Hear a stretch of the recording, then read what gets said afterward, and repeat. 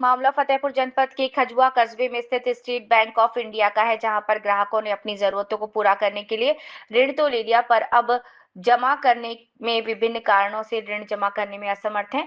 जबकि बैंक ऋण जमा करने वालों को विभिन्न योजनाओं के तहत ब्याज में छूट देने का संदेश जारी किया।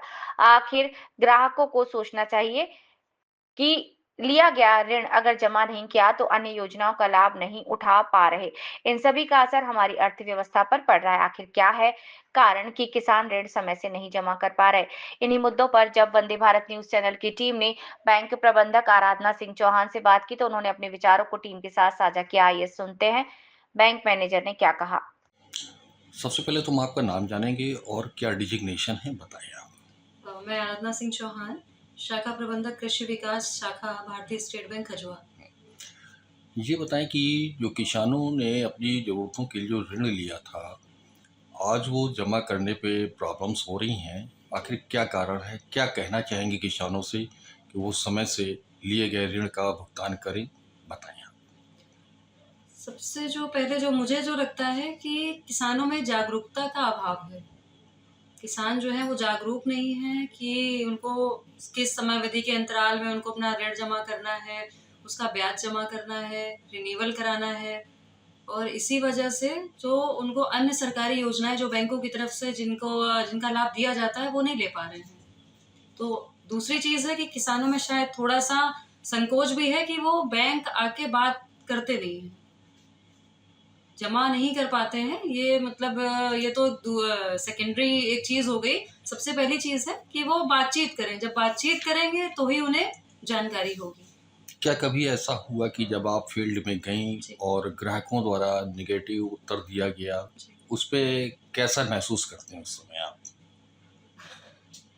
हाँ, कई बार ऐसा होता है कि हम लोग जब जाते हैं किसानों से संपर्क करने, तो कुछ जगह पॉज़िटिव, कुछ जगह नेगेटिव रिस्पॉन्स मिलता है हम लोगों को।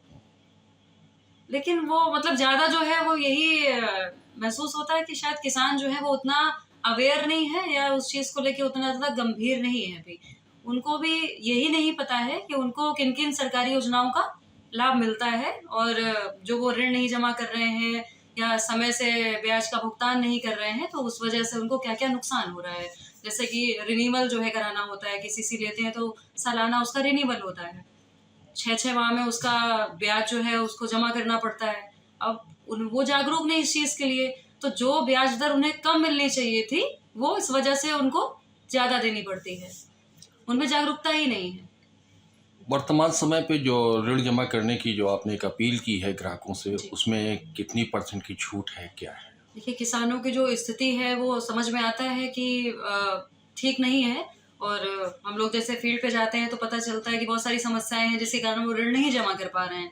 इसी कारण से सरकार और बैंक दोनों ही किसानों के लिए बहुत सारी योजनाएँ लेके आते हैं। जैसे लोक अदालत है, एक मुश्त ऋण समाधान योजना है, जिसके अंतर्गत ब्याज में काफ़ी छूट दी जाती है और बैंकों द्वारा बराबर उनसे संपर्क किया जाता है। पर्सनली भी जाया जाता है, नोटिस के माध्यम से, पत्र के माध्यम से, विज्ञापन के माध्यम से हम लोग संपर्क करते हैं कि किसान जो है वो आएँ और उस योजना का लाभ उठाएँ। जैसे अच्छा। अभी कल दिनांक 13 सितंबर 2025 को लोक अदालत लग रही है। तो किसान जो भी हैं इस तरीके के वो चाहें तो उस लोक अदालत में आकर इस योजना का लाभ ले सकते हैं। जो ऋण जमा कर पाने में असमर्थ हैं उनको काफ़ी हद तक उसमें छूट मिलेगी। धन्यवाद।